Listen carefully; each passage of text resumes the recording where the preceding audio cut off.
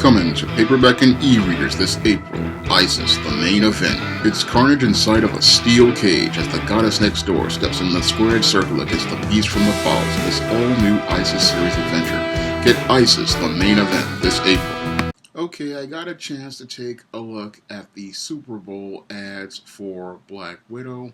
and the MCU shows that are going to be on Disney+.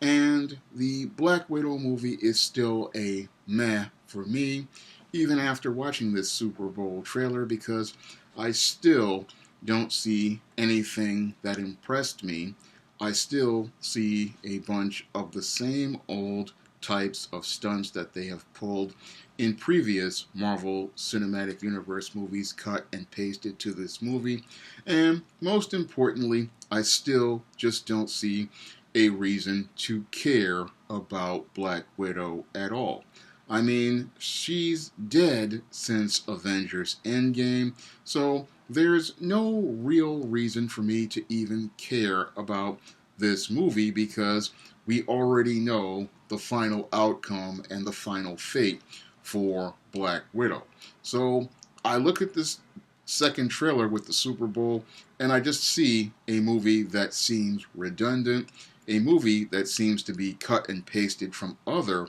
MCU movies, and a movie that just doesn't make me say, hey, I want to spend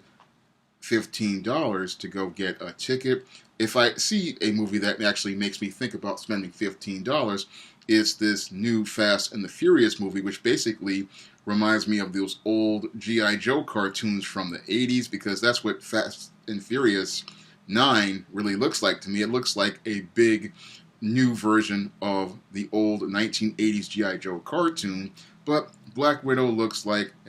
I could do without it. Now, the trailer for the MCU shows that are on Disney Plus, I wasn't really impressed with that either. Now, we get a quick 30-second trailer that showed us clips of Falcon and Winter Soldier, and it looks like they're getting ready to do the Captain America No More the Captain type adaptation, but I'm not really impressed because they stripped a lot of the elements out of the original story that made that story great. And even worse, it looks like they're trying to interject the identity politics into the Captain America No More story. And that's another thing that really peeves me, because the original story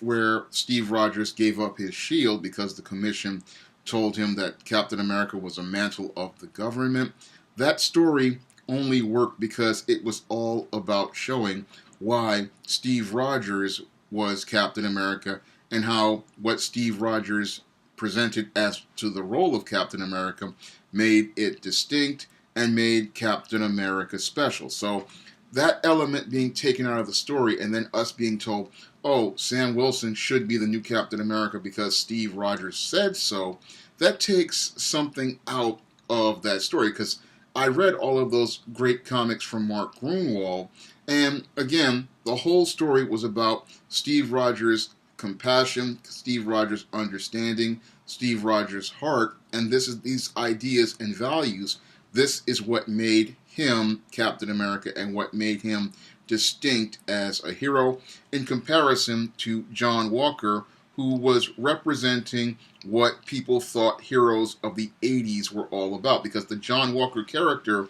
when you take a critical examination of him, he was supposed to be like Rambo, he was supposed to be like Dolph Lundgren in many of the 80s action movies, and he was supposed to be like these 80s action movie characters who would take things to the extreme, and he was supposed to be a hyper-masculine representation of what those 80s heroes were all about. He was supposed to be this super tough, super aggressive character, and what I'm looking at this is, instead of us getting that presentation of John Walker as that super aggressive 80s type character, what we're getting instead is Marvel Studios looking to transpose identity politics onto John Walker and present him as the evil white male. And that's really takes the source material out of context for me, Because as someone who has read the run of Captain America, and I bought those regularly when I was in high school back in the 1980s, they really don't understand what John Walker was all about. John Walker, again, was a representation of 1980s hypermasculinity, again, and he was supposed to represent, again, the Dolph Lundgrens, the Sylvester Stallones, the Arnold Schwarzenegger, the Charles Bronson type action heroes, and how their representation of going to those extremes were not really what Captain America was all about. Captain America, at the time in the 80s, they were trying to make the point that, oh, Captain America's ideals might be too soft for this era, which was the Reagan era, but the whole point was that Captain America's mantle meant something, and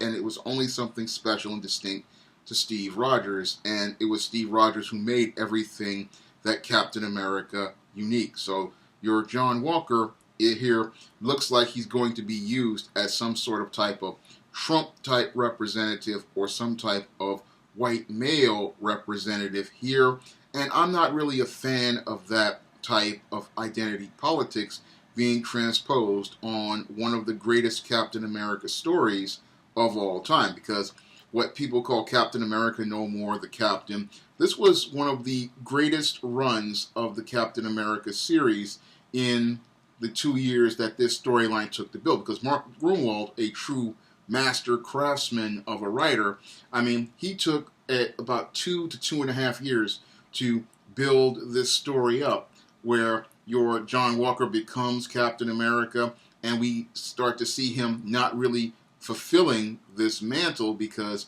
he's a really emotional man, he's really over-aggressive, and he takes things personal, and because he takes things personal, he winds up snapping when the watchdogs wind up murdering his parents, and he goes on a rampage and eventually becomes a very, very extremely brutal and violent individual. So a lot of things are being taken out of context with that, what I saw in the clips for Falcon and Winter Soldier, and I don't really like seeing the way they're doing this story because it's not doing justice to, again, one of the greatest Captain America stories of all time, because it showed us what made Steve Rogers a hero wasn't the Captain America costume, it was Steve Rogers' principles and values, because once he put on the Captain costume, which was the black costume that D-Man gave him, we started to see what really made Steve Rogers a hero was who he was on the inside,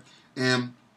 what made John Walker a hero was not what Captain America stood for. So when I look at Falcon and Winter Soldier, it really does not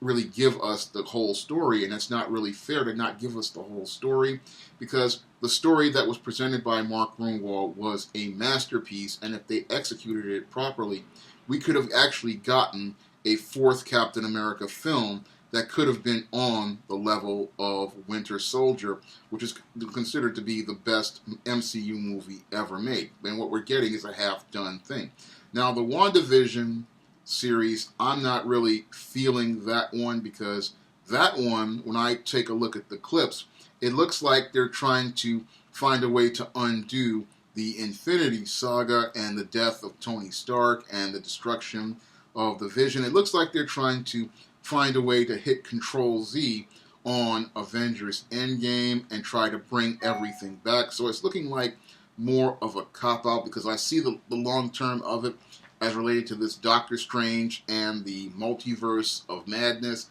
because this is what it's looking like to me. It's looking like the MCU is trying to undo a lot of the stuff that they did with Infinity War and Avengers Endgame, and they're trying to use the Scarlet Witch as a deus ex machina to open the door to bringing Tony Stark back and possibly bringing Black Widow back and bringing the Vision back. And it looks like they're trying to undo things when they didn't need to do them in the first place had they just done the story properly. It looks like they're just trying to go around and come around, and they're using the WandaVision series as a gateway to undoing things overall. And it looks like, again, what they're trying to do with this one is they're trying to do things like they're trying to half adapt Vision and Scarlet Witch miniseries where they're introducing the two twins, and it looks like they're doing things. But again, it looks like a big Control Z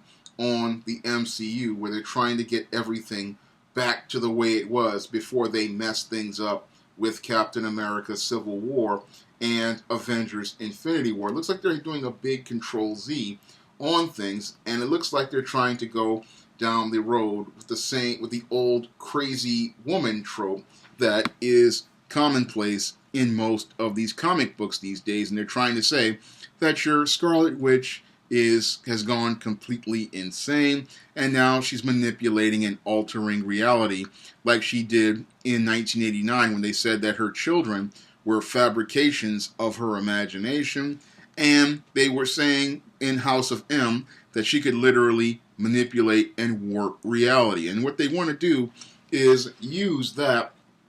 as a way to undo the last 4 or 5 movies, it looks like, because they know that they messed up the MCU, and now they're looking like they're trying to undo things. And again, this is the kind of stuff that works in comics, but I think it may not work as well in the movies, because when you have people who go to the movies, they aren't really a fan of all of this, oh, this person is dead in this movie, but now they're back alive in this movie. And that stuff works in comic books, but I don't know if it will be given a positive response by filmgoers, because filmgoers really don't like being jerked around like that, and they don't like having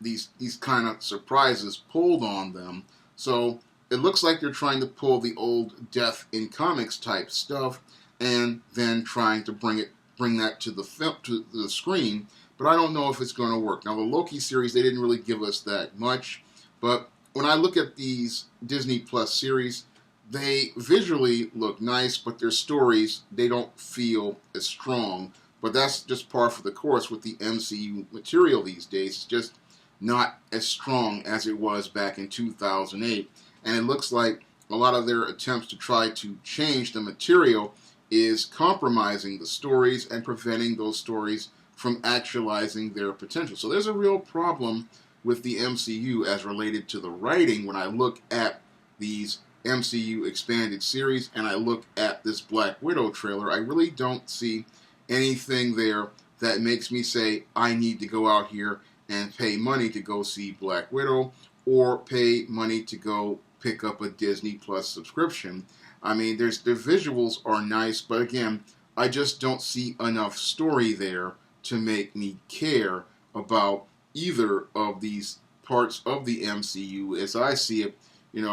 I was done with Infinity War, and I know many people were done with Avengers Endgame, and I think that is just this stuff, it's more meh to me than anything else. So when I looked at these trailers, it was like, okay, yeah, you're making new stuff, but it's not anything special, anything unique, anything that really grabs me. It's just more of the same, and that's really sad because it just shows how the MCU is in a creative rut and how they really need to really start really thinking about doing something with their storytelling, because they just aren't really putting together anything compelling that makes you just say, hey, I want to spend money to go see that, because Furious 9, as corny and cheesy as it looked, was more exciting to me as a trailer than anything they put out with